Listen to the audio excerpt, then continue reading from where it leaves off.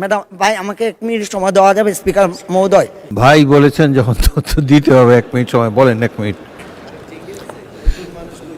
ভাইটাই বলবেন না। আমার মাননীয় স্পিকার, মাননীয় প্রধানমন্ত্রী, মাননীয় মন্ত্রীবৃন্দ এবং মাননীয় সংসদ সদস্যবৃন্দ, প্রথমে আমি মহান রাব্বুল আলামিনের কাছে শুকরিয়া আদায় করছি।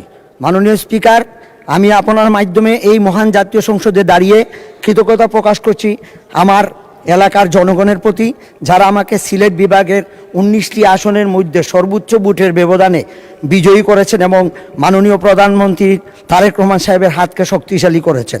আজকের দিনে শ্রদ্ধার সাথে স্মরণ করছি বীর মুক্তিযোদ্ধা, স্বাধীনতার ঘোষক, বহুদলীয় গণতন্ত্রের প্রবক্তা শহীদ প্রেসিডেন্ট জিয়াউর রহমানকে।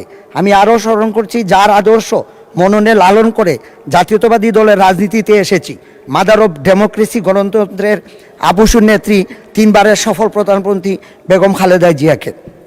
মাননীয় স্পিকার, আমার এই আসন চা বাগান, পাহাড়, হাওর আর প্রাকৃতিক সৌন্দর্যের অপার লীলাভূমি।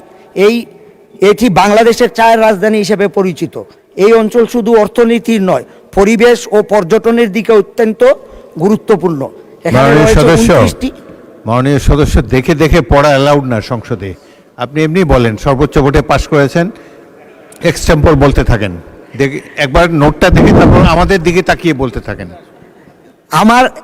আমার এলাকায় হাওর, চা বাগান এবং আমাদের এলাকায় অনেকগুলা স্পট রয়েছে পর্যটনের, যেমন হামহাম, বাইকাবিল, মাধবপুর লেক এবং হামহাম জলপ্রপাত, বাইকাবিল, লাউয়াছড়া। অনেকগুলা আমাদের এলাকায় 29 জাতির বসবাস। তাদের সংস্কৃতি, তাদের ভাষা সম্পূর্ণ আলাদা। আমরা তাদের ভাষা এবং সংস্কৃতিকে সংরক্ষণ করা আমাদের উচিত। আমার এলাকায় পর্যটনের সুবিধার জন্য একটি পর্যটন ট্রেন চালু করলে খুবই ভালো হয়। এবং সিলেট এলাকায় আখাউড়া থেকে সিলেট পর্যন্ত ট্রেন লাইন অত্যন্ত পুরাতন এবং অনেক সমস্যা। আমার মনে হয় যে কোনো সময় অ্যাক্সিডেন্ট হইতে পারে, এই বিষয়ে সরকারের পদক্ষেপ নেওয়া প্রয়োজন।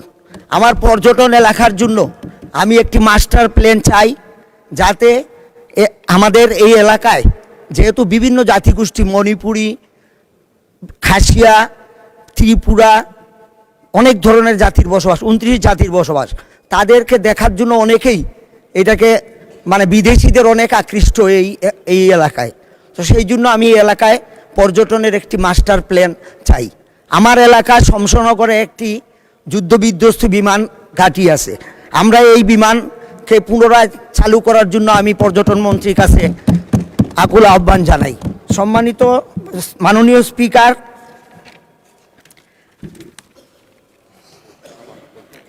স্বাস্থ্য খাতের উন্নয়ন বিষয়টি অত্যন্ত জরুরি। পর্যটন হওয়ায় আমার শ্রীমঙ্গলে বর্তমানে 50 শয্যা বিশিষ্ট একটি হাসপাতাল আছে, এটাকে আমি 100 শয্যা বিশিষ্ট করতে চাই।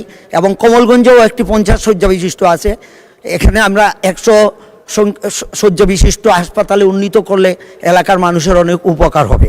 সম্মানিত মাননীয় স্পিকার, আমার এলাকায় শ্রীমঙ্গল থেকে শমশনগর, কমলগঞ্জ শমশনগর হয়ে চাতলা বর্ডার পর্যন্ত যে রাস্তাটা, এটা ছোটো একটা রাস্তা, এটাকে যদি 4 লাইন বিশিষ্ট করা যায় তাহলে এই বিদেশ থেকে, ইন্ডিয়া থেকে যে রাস্তা দিয়া অনেক বাণিজ্য সুবিধা হবে।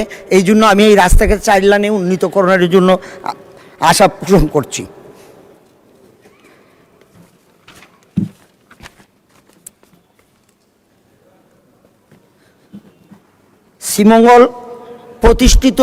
শ্রীমঙ্গলের একটি প্রতিষ্ঠিত দ্বিতীয় চা নিলাম কেন্দ্রটি পুনরায় চালু করার জন্য অনুরোধ করছি। কারণ ফেসিবাদের আমলে আমার এই এলাকায় চায়ের একটি নিলামের জায়গা ছিল, কিন্তু সেটাকে তারা খাটিয়ে চিটাগাঙে নিয়ে গেছে।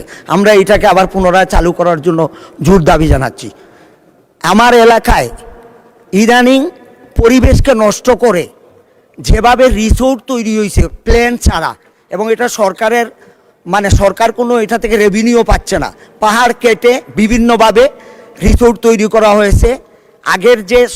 আমার আগে যিনি এমপি ছিলেন, উনি একটানা 37 বছর এমপি ছিলেন, যার ফলে স্বৈর শাসনের মানে স্বৈরশাসন কিভাবে হয় সেটা শ্রীমঙ্গল কমলগঞ্জের মানুষ হাড়ে হাড়ে টের পায়।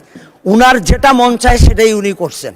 আমাদের এখানে এই প্রভাবশালী লোকরা সরকারের জায়গা দখল করে, রেলওয়ের জায়গা দখল করে তারা বিভিন্ন স্থাপনা তৈরি করেছেন, যেটা আমাদের জন্য অনেক অসুবিধা। আমি আশা করব আমাদের এই এলাকার যে যে বনাঞ্চল আছে, যে সরকারি জায়গাগুলো আছে, সেটাও মুক্তির জন্য আমি সংশ্লিষ্ট মন্ত্রীদের কাছে আন্তরিকভাবে দাবি জানাই।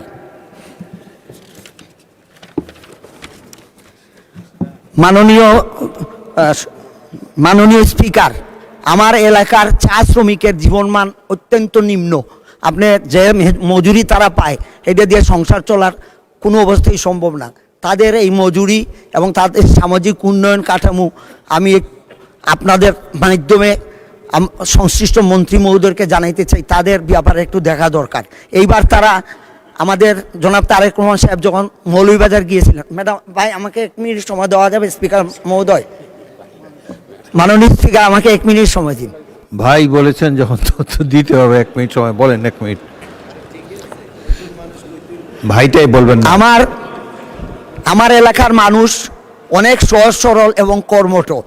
জনাব তারেক রহমান সাহেব যখন আমাদের মৌলভীবাজারে গিয়ে বলেছিলেন, তখন তারা উনার কথা মননে লালন করে বিপুল ভোটের মাধ্যমে আমাদের মৌলভীবাজারের 4টা আসনকেই তারা পাশ করিয়েছে। এই জন্য আমরা তাদের কাছে ঋণী। আমি চাই চা জনগোষ্ঠীর উন্নয়ন হোক এবং নৃগোষ্ঠীর উন্নয়ন হোক। আমাদের এলাকা পিছিয়ে পড়া এলাকা, 55 বছর আওয়ামী লীগ শাসন করছে, কোনোদিন বিএনপি এখানে ক্ষমতায় যাইতে পারে নাই। সেই জন্য আমি আশা করব উন্নয়ন থেকে আমরা অনেক পিছিয়ে, আমাদের রাস্তাঘাট কোনো কিছু নাই বললেই চলে। এই এক ব্যক্তির শাসনের কারণে আমাদের এলাকায় উন্নয়ন হয় নাই।